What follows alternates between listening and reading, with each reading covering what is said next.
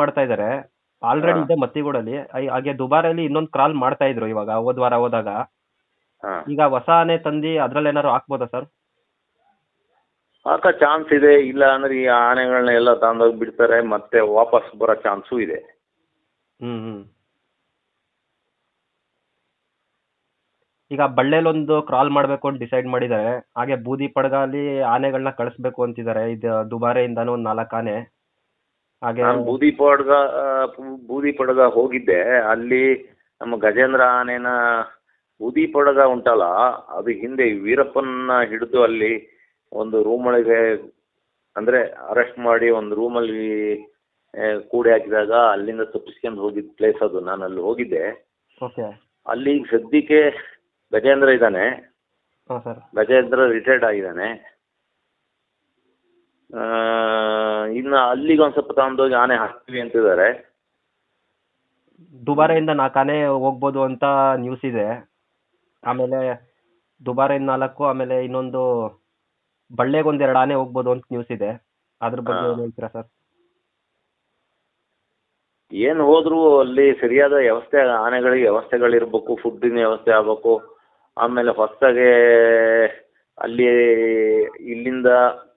ಇಲ್ಲಿ ಏನಾಗ್ತಿದೆ ಅಂದರೆ ನಮ್ಮ ಮಾವತರು ಫ್ಯಾಮಿಲಿಯರು ಹೊರಗಡೆ ಹೋಗೋಕ್ಕೆ ಇಷ್ಟಪಡ್ತಾ ಇಲ್ಲ. ಅವ್ರದ್ದೇ ಆದ ಒಂದು ಏರಿಯಾದಲ್ಲಿ, ಈ ನೋಡಿ ಹಿಂದೆ ಸಕಲೇಶ್ಪುರದಲ್ಲಿ ಇದೇ ಥರ ಮಾಡಿ, ಸಕಲೇಶ್ಪುರ ತಾಲೂಕು ಅಲ್ಲೊಂದು ಹೇಮಾವತಿ ನದಿ ಸೈಡು ಒಂದು ಕ್ಯಾಂಪ್ ಎಲ್ಲ ಮಾಡಿ ತುಂಬ ಹಣ ಖರ್ಚು ಮಾಡಿರು. ಯಾವುದೋ ಒಂದು ಕಾಡು ಅಲ್ಲೊಂದು 1,500 ಎಕರೆ ಇದೆ, ಒಂದು ದೊಡ್ಡ ಬೆಟ್ಟ ಅಂತ. ಅಲ್ಲಿ ಹೇಮಾವತಿ ನದಿ, ಅದರೊಂದು ಆ ಕಡೆ ಕಟ್ಟೆಪುರ ಕೊಡಗಿನ ಭಾಗ, ಅಲ್ಲಿ ಒಂದು ಕ್ಯಾಂಪ್ ಎಲ್ಲ ಮಾಡಿ ಎಲ್ಲ ರೆಡಿ ಮಾಡಿ ಆಮೇಲೆ ಆನೆಗಳನ್ನು ತಂದರು. ಮಾವುತರು ಅಲ್ಲಿ ಇರೋಕ್ಕೆ ಅವರಿಗೆ ಸಾಧ್ಯ ಆಗ್ದಲೇ ಅಲ್ಲಿ ಅವರಿಗೆ ದಿನನಿತ್ಯದ ಕೆಲವು ವಸ್ತುಗಳು ಬೇಕಿತ್ತು, ಅವುಗಳಲ್ಲಿ ಸಿಕ್ಕಲಿಲ್ಲ. ಅಲ್ಲಿಂದ ಅದೊಂದು ಕುಗ್ರಾಮ ಥರ ಒಂದು ಸುಮಾರು ಅಲ್ಲಿಂದ ಟೌನ್ಗಳಿಗೆ ಇಲ್ಲ ಅಂಗಡಿಗಳಿಗೆ 5-6 ಕಿಲೋಮೀಟ್ರ್ ಹೋಗ್ಬೇಕಾಗಿತ್ತು. ಮನೆಗೆ ಹೋದವರು ಒಬ್ಬರು ವಾಪಸ್ ಬರಲಿಲ್ಲ. ಲಾಸ್ಟಿಗೆ ಆನೆನೂ ತಗೊಂಡು ಹೋದರು. ಹಾಗೆ ಆಗೋ ಚಾನ್ಸು ಇರುತ್ತೆ. ಹಾಗಾಗಿ ಮಾಡಿದ್ರು ಒಳ್ಳೆಯದೇ. ಆದರೆ ಈಗ ಹಿಡಿದು 4 ಆನೆಗಳನ್ನ ಏನು ಮಾಡುತ್ತಾರೆ ಅನ್ನೋದೇ ಒಂದು ಯಕ್ಷ ಪ್ರಶ್ನೆ ಆಗಿದೆ. ವಿಕ್ರಾಂತ್ ಭಾರಿ ದೊಡ್ಡ ಆನೆ, ಭೀಮನಷ್ಟೇ ಹೈಟ್ ಇದೆ, ಕೋರೆಗಳು ಗುಟ್ಟ ಅಷ್ಟೇ. ಈಗ ವಿಕ್ರಾಂತ್ ಏನಾರ ತಿರುಗಿ ಏನೋ ಅಟ್ಯಾಕ್ ಮಾಡಕ್ಕೆ ಬಂದರೆ ಇಲ್ಲಿರೋ ಆನೆಗಳು ಯಾವ ತಲೆ ಕೊಟ್ಟು ಕಾದಾಡೋ ಅಷ್ಟು ದಮ್ಮು ಇಲ್ಲ. ಅಷ್ಟೇ ಅಲ್ಲ, ಮಾವುತರುಗಳು ಇಲ್ಲ. ಈ ನೋಡಿ, ಅವತ್ತು ಅರ್ಜುನ ಆನೆ ಹತ್ರ ಒಂದು ಸಾಮಾನ್ಯ ಒಂದು ಕಾಡಾನೆ ಬಂದು ಫೈಟ್ ಮಾಡೋದಿಗೆ ಇವರು ಹೋಗಲಿ, ಇದು ಪ್ರಶಾಂತ ಆನೆಗೆ ಏನೋ ಆಯಿತು, ಅದು ಬಿಡಿ. ಉಳಿದ 6 ಆನೆಗಳನ್ನ ಯಾಕೆ ಇವರು ಎಲ್ಲ ಓಡಿ ಬಂದು ರೋಡಿಗೆ ನಿಲ್ಸ್ಕೊಂಡ್ರು?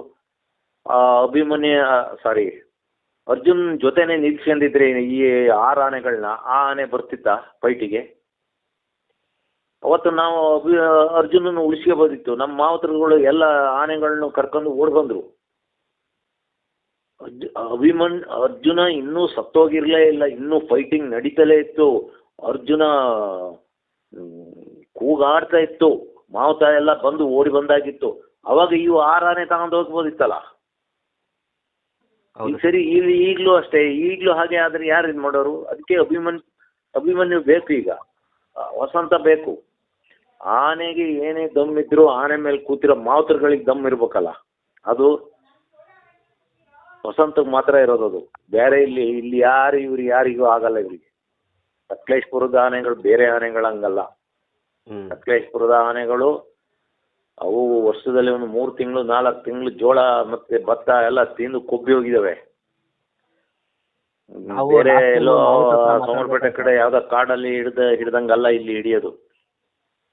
ಹಾಗಾಗಿ ಇಲ್ಲಿಗೆ ಅಭಿಮನ್ಯು ಬರಬೇಕು, ಅಭಿಮನ್ಯನ ಜೊತೆ ವಸಂತ ಬರಬೇಕು. ಅದಾದಮೇಲೆ ಇವರು ಒಂದು 10-15 ದಿವಸ ಟ್ರ್ಯಾಕಿಂಗ್ ಮಾಡಿ ಯಾವುದು ನರ ಅಂತಕ ಅಂತ ಹುಡುಕಿ ಹೊಡಿಬೇಕು. ಸುಮ್ಮನೆ ಪಟ ಹೊಡ್ಕೊಂಡು ಕಾಫಿ ತೋಟದಲ್ಲಿ ಪಟ ಅಂತ ನಾವು ಇಲ್ಲಿ ಊರ್ಕೋಳಿ ಬರ್ದಂಗೆ ಹೊಡ್ಕೊಂಡು ಹೋಗೋದಲ್ಲ. ಹಾಗಾಗಿ ನನಗೇನು ಡೌಟ್ ಆಗ್ತಾಯಿದೆ, ಇವರು ಈಗೇನು ನರಂತಕ ಆನೆನ ಬಿಟ್ಟು ಬೇರೆ ಆನೆ ಹಿಡ್ಕೊಂಡು ಹೋಗ್ತಾರೆ ಅನಿಸ್ತಾ ಇದೆ. ಸರ್ ಈಗ ಟ್ರ್ಯಾಕಿಂಗ್ ಅಂತ ಹೇಳ್ತಾ ಇದ್ರಿ. ಈಗ ದುಬಾರೆಯಿಂದನೂ ಟ್ರ್ಯಾಕಿಂಗ್ ಟೀಮ್ ಇದೆ. ನಾನು ಯಾವುದೋ ಒಂದು ಇಂಟರ್ವ್ಯೂ ನೋಡಿದ್ದೆ. ನವೀನ್ ಅವರು ಒಳ್ಳೆ ಟ್ರ್ಯಾಕ್ ಮಾಡ್ತಾರೆ ದುಬಾರೆಯಿಂದ. ಗೋಪಿ ಆನೆ ಮಾವುತರು. ಹಾಗೆ ಒಂದು ಒಳ್ಳೆ ಟೀಮ್ ಇದೆ ಅಂತ ಹೇಳ್ತಾ ಇದ್ರಿ ನೀವು. ಆ ಥರ ಏನಾದ್ರು ಮಾಡ್ಸಿರಲ್ವಾ ಸರ್? ಇವಾಗ ಟ್ರ್ಯಾಕಿಂಗ್ ಮಾಡೋಕ್ಕಾಗಲ್ವಾ? ಒಂದು 3 ದಿನ ಟ್ರ್ಯಾಕಿಂಗ್ ಮಾಡಿ 3 ದಿನ ಆದಮೇಲೆ ಒಳ್ಳೆ ಪ್ಲಾನಿಂಗ್ ಮಾಡಿ ಹಿಡಿಬೋದಲ್ವಾ ಸರ್?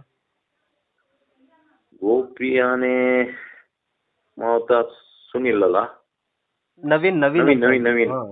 ಸಾರಿ ನವೀನ್ ನವೀನ್ ನಾನು ಒಟ್ಟಿಗೆ ಒಂದ್ಸತಿ ಕಳೆದ ವರ್ಷನ ಹಿಂದಿನ ವರ್ಷ, ಅದು ಭಯಂಕರ ಕಾಡು. ನನಗೆ ಹೇಳಿದ್ನಲ್ಲ, ಕುಂದೂರು ಸಾರ್ಗೋಡು ಕಾಡು ಅಂದರೆ ಅದು ಅದು ಒಂದೊಂದು ಆನೆಗಳದ್ದು ಒಂದು ಅಭೇದ್ಯ ಕೋಟೆ ಇದ್ದಂಗೆ.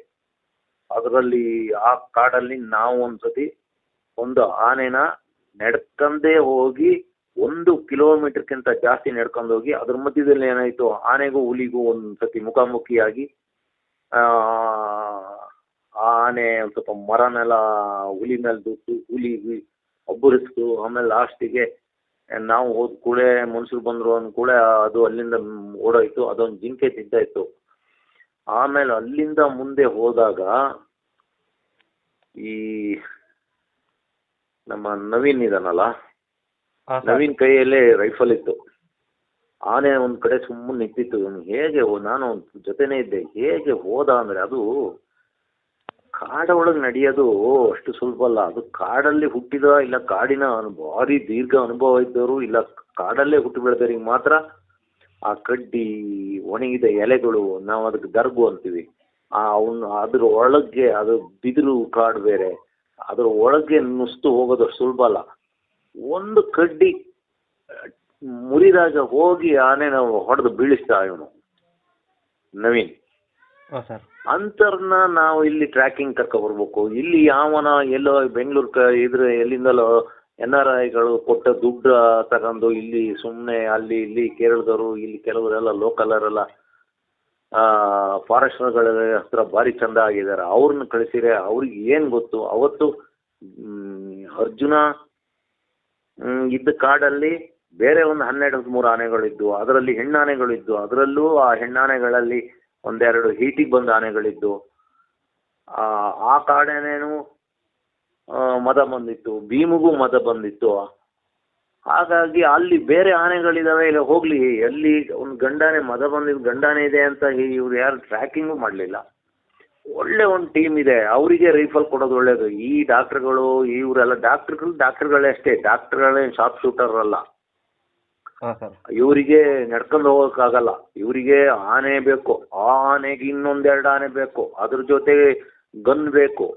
ಅದೆಲ್ಲ ಯಾಕೆ ಮೆರವಣಿಗೆ, ಇದೊಳ್ಳೆ ದಸರಾ ಮೆರವಣಿಗೆ ಆದಂಗೆ ಆಗ್ತದೆ ಕಾಡೊಳಗೆ. ಅದಕ್ಕೆ ನಮ್ಮ ಏನು ಹುಡುಗರಿದ್ದಾರೆ, ನಮ್ಮ ನವೀನ್ ಅಂತ ಹುಡುಗರು, ನಮ್ಮಲ್ಲೂ ಒಂದೆರಡು ಹುಡುಗರಿದ್ದಾರೆ ETF ಹುಡುಗರು. ಅವತ್ತು ಭೀಮ ನಿಂತಿದ್ದು, ಭೀಮಿಗೆ ಡೈರೆಕ್ಟ್ ಹೋಗಿ ಇಂಜೆಕ್ಷನ್ ಕೊಟ್ಟು ಬಂದ, ಪೇನ್ ಕಿಲ್ಲರ್ ಇಂಜೆಕ್ಷನ್, ಇಲ್ಲ ಆಂಟಿಬಯೋಟಿಕ್ ಇಂಜೆಕ್ಷನ್. ನಮ್ಮಲ್ಲಿ ಒಬ್ಬ ಹುಡುಗ ಅಂತರಿದ್ದಾರೆ, ಅವ್ರಿಗೆ ಟ್ರೈನಿಂಗ್ ಕೊಡಬೇಕು. ಅವರು ಬೆಕ್ಕಿಂತರ ಒಳಗೆ ಮಲ್ಕೊಂಡು ಹೋಗಿ ಕಾಡೊಳಗೆ ಮಲ್ಕೊಂಡು ಹೋಗಿ, ಇಲ್ಲ ತೆವಳ್ಕೊಂಡು ಹೋಗಿ ಹೊಡಿತಾರೆ. ಇವ್ರ ಮನೆ ಈ ಮೆರವಣಿಗೆ, ಇವರು 2-3 ಆನೆ ಲಟ ಪಟ ಅಂತ ಸೌಂಡ್ ಮಾಡ್ಕೊಂಡು ಹೋಗ್ಬೇಕಾರೆ ಅಲ್ಲಿ ಕಾಡಾನೆಗಳನ್ನ ಇಲ್ಲದೇ ಇಲ್ಲ. ಮತ್ತೆ ಅಷ್ಟೇ ಅಲ್ಲ, ಗುರಿ ತಪ್ಪದೇ ಜಾಸ್ತಿ. ಇವರು ಎಷ್ಟು ನಾನು ನೋಡಂಗೆ ಎಷ್ಟು ಗುರಿ ತಪ್ಪಿ ಹೊಡೆದಾರೆ. ಯಾವುದೋ ಕಟ್ಟಿಗೆ ಏನೋ ಹೊಡೆಯೋದು, ಇಲ್ಲ ಕೊಂಬೆ ಹೊಡೆಯೋದು, ಅದೆಲ್ಲ ಮಾಡಿದ್ದಾರೆ. ಸರಿ. ಹಾಗಾಗಿ ಆ ಟ್ರ್ಯಾಕಿಂಗ್ ಟೀಮ್ ಬಿಟ್ರೆ ಅವರು ಹೋಗಿ, ಆಮೇಲೆ ಒಬ್ಬ ಈರಣ್ಣ ಅಂತ ಇದ್ದಾನೆ, ಭಾರಿ ಸ್ಪೆಷಲ್ ಮನುಷ್ಯ. ಅವನು ಹೇಗೆ ನಡೀತಾನೆ ಅಂದರೆ, ಕಾಡೊಳಗೆ ನಾನು ನೋಡಂಗೆ ತೆವಳ್ಕೊಂಡು ಹೋಗಿ ಒಂದು ಆನೆ ನೋಡ್ಕೊಂಡು ಬಂದ. ಹೀಗೆ ಅವರಿಗೆಲ್ಲ ಅಲ್ಲಿ ಅವರೆಲ್ಲ ಟ್ರೈಬ್ಸ್, ಬುಡಕಟ್ಟು ಜನಾಂಗದವರು. ಅವರು ಹುಟ್ಟಿದವಾಗಿಂದ ಕಾಡಲ್ಲೇ ಬೆಳೆದವರು. ಅಂತರಿಗೆ ಟ್ರೈನಿಂಗ್ ಕೊಡಬೇಕು, ಇಲ್ಲ ಅಂತರನ್ನ ಟ್ರ್ಯಾಕಿಂಗ್ ಮಾಡಕ್ಕೆ ಕಳಿಸ್ಬೇಕು. ಇವರ ರೀತಿ ಸರಿ ಇಲ್ಲ. ಈ ಎಲ್ಲೋ AS ಎಂಥದಲ್ಲ, IFS ಏನೋ ಓದ್ಕೊಂಡು ಬರ್ತಾರೆ, ಆನೆಗಳದ್ದು ಏನೂ ಗೊತ್ತಿರಲ್ಲ. ಕೊಡಗಿನ ಕಡೆ ಕೆಲವು ನುರಿತ ಆಫೀಸರ್ಗಳನ್ನ, ಮಲೆನಾಡಲ್ಲಿದ್ದ ನುರಿತ ಆಫೀಸರ್ಗಳನ್ನ ಇಲ್ಲಿ ಹಾಸನಕ್ಕೆ ಹಾಕಬೇಕು, DFO ಮಾಡಬೇಕು, ಇಲ್ಲ ACF ಮಾಡಬೇಕು. ಇದೇನಿಲ್ಲ, ಎಲ್ಲ ಬೆಂಗಳೂರು ಟೌನಲ್ಲಿ ಇದ್ದರು ಬಂದರೆ ಇಲ್ಲಿ ಈಗ ಹಿಂದೆಲ್ಲ ಅನಾಹುತಗಳಾಗಿರೋದೆಲ್ಲ ಇದೇ ರೀತಿ. ಸರ್, ಮೊನ್ನೆ ಚಿಟ್ಟಿಯಪ್ಪ ಅವ್ರದ್ದು ಇಂಟರ್ವ್ಯೂ ಮಾಡಿದೆ. ಅವಾಗ ಅವ್ರು ಹೇಳ್ತಾ ಇದ್ರು, ಸರ್ ನೀವು ಯಾವ ಆನೆ ಮೇಲೆ ಹೋಯ್ತಾ ಇದ್ರಿ, ನೀವು ಡಾಟ್ ಮಾಡಕ್ಕೆ ಗಜೇಂದ್ರ ಮೇಲೆ ಹೋಯ್ತಾ ಇದ್ರಾ, ಇಲ್ಲ ಅಂದ್ರೆ ಅಭಿಮನ್ಯು ಬೇಕಾ, ಇಲ್ಲ ಅರ್ಜುನ ಬೇಕಂತ. ನಾನು ಆನೆನೇ ಪ್ರಿಫರ್ ಮಾಡ್ತಿರ್ಲಿಲ್ಲ, ನಾನು ನಡ್ಕೊಂಡೋಗೇ ಡಾಟ್ ಮಾಡ್ತಿದ್ದೆ ಅಂತ ಹೇಳ್ತಿದ್ರು ಅವರು. ಹೌದು. ವಿಡಿಯೋ ಇದೆ ಅದು, ನೋಡಿ. ಇವರಿದ್ದಾಗ ವೆಂಕಟೇಶನ್ ಇದ್ದಾಗ ಹಾಂ, ಅವಾಗ ಅವರೇ ಈಗಂಗೆ ದಾಟ್ ಮಾಡೋರಂತಲ್ಲ. ಈ ಸಂತೆ ಜನ ಇರಲಿಲ್ಲ, ಈ ETF ಅಂತೆ RT ಅವರು ಇವರು ಅಂತ. ಬೈಲ್ಸೀಮಾ ಕಡೆಯಿಂದ ಬಂದು ಫಾರೆಸ್ಟ್ಗಳ ಇವರು ಒಳಗಡೆ ಕಾಡಿಗೆ ಬರೋಕ್ಕೆ ಹೆದರ್ತಿದ್ರು. ನಾನು ವೆಂಕಟೇಶಣ್ಣ ಇಬ್ಬರು ನಡ್ಕೊಂಡು ಹೋಗಿ ಒಳಗೆ ಹೋಗಿ ಹೊಡೆದಿವಿ. ಎಷ್ಟೋ ಹೊತ್ತೆ ಆನೆ ನಮ್ಮನ್ನು ಒಂದು 50-100 ಮೀಟರ್ ದೂರ ಅಟ್ಟಿಸಿ ಬಂದವೆ. ನಾವು ಎಲ್ಲೆಲ್ಲೋ ತಪ್ಪಿಸ್ಕೊಂಡು ಹೊಡೆದಿವಿ. ಯಾಕೆಂದ್ರೆ ಅಲ್ಲಿ ಒಳಗಡೆ ನಾನು ಯಾಕೆ ಹೋದೆ ಅಂದರೆ, ಅಲ್ಲಿ ಒಳಗಡೆ ಒಬ್ಬ ಅವರಿಗೆ ಗನ್ಮ್ಯಾನ್ ಆಗಿ ಹೋಗೋರು ಯಾರೂ ಇರಲಿಲ್ಲ. ನಾನೇ ಫಾರೆಸ್ಟ್ ಗನ್ಗಳನ್ನ ತಗೊಂಡೋಗಿ ಹೊಡಿತಿದ್ದು. ಆದರೆ ಈಗ ಎಲ್ಲ ಬದಲಾಗಿ ಹೋಗಿದೆ. ಈಗ ಒಂಥರ ದಸರಾ ಮೆರವಣಿಗೆ ಹೋದಂಗೆ ಕಾಡಲ್ಲಿ ಹೋಗೋದು. ಅದು ಇನ್ನೂ ಇಷ್ಟು ದಿವಸ ಆದರೂ ಒಬ್ಬ ಶಾರ್ಪ್ ಶೂಟರ್ನ ರೆಡಿ ಮಾಡ್ಕೊಳಕ್ಕಾಗಿಲ್ಲ ಇವರಿಗೆ. ಯಾರು ಇಲ್ಲ, ಯಾರು ಬೇಕಾಗಿಲ್ಲ. ಇಲ್ಲೇ ಇದಾರಲ್ಲ, ನಮ್ಮ ಈ ಹುಡುಗರುಗಳೇ ಇದಾರಲ್ಲ, ನವೀನ್ ನಂತರ ಎಷ್ಟು ಜನ ಇಲ್ಲ, ಅವ್ರನ್ನೇ ಮಾಡ್ಕೋಬೇಕು. ಹೌದು ಸರ್. ನೀವು ನಾಳೆ ಹೋಯ್ತಿದ್ದೀರಾ ಸರ್ ಇದಕ್ಕೆ ಕಾರ್ಯಾಚರಣೆಗೆ? ನಾನು ಹೋಗ್ತೀನಿ. ನಾನು ಇದರಲ್ಲಿಂದ ಒಂದು 30 ಕಿಲೋಮೀಟ್ರದು 20 ಕಿಲೋಮೀಟ್ರ್ ದೂರದಲ್ಲೇ ಅದು ಆಗ್ತಾ ಇರೋದು ಆನೆಗಳಿರೋದು. ಇಲ್ಲಿ ಹೇಮಾವತಿ ನದಿಯಿಂದ ಒಂದು 3 ಕಿಲೋಮೀಟ್ರ್ ದೂರದಲ್ಲಿ ಈಗ ಭೀಮಾ ಟೀಮ್ ಇದೆ. ಹೇಮಾವತಿ ಇಲ್ಲಿ ನದಿಯಿಂದ ನಾನು ಈ ಭಾಗದಲ್ಲಿ ನಾನೊಂದು 5 ಕಿಲೋಮೀಟ್ರ್ ದೂರದಲ್ಲಿದ್ದೀನಿ, 4 ಕಿಲೋಮೀಟ್ರ್. ನಮ್ಮಿಂದ 10 ಕಿಲೋಮೀಟ್ರ್ ದೂರದಲ್ಲಿ ಭೀಮಾ ಟೀಮ್ ಇದೆ. ಈಗ ಒಂದು ಫೋನ್ ಬಂತು, ಎಲ್ಲ ಊರು ಒಳಗೆ ತೋಟದೊಳಗೆ ಬಂದು ಮರ ಎಲ್ಲ ಮುರಿದು ಬೀಳಿಸ್ತಾ ಇದ್ದಾವೆ ಆನೆಗಳು ಅಂತ. ಓಕೆ ಸರ್, ಸರಿ ಸರ್, ಕಾರ್ಯಾಚರಣೆ ಯಶಸ್ವಿ ಆಗಲಿ ಸರ್. ಹಾಂ, ಆಗಲಿ. Thank you thank you sir, ನಮ್ಮ ಜೊತೆ ಮಾತಾಡೋದಕ್ಕೆ ಇಷ್ಟೊತ್ತು. ಸರಿ, ಥ್ಯಾಂಕ್ ಯು.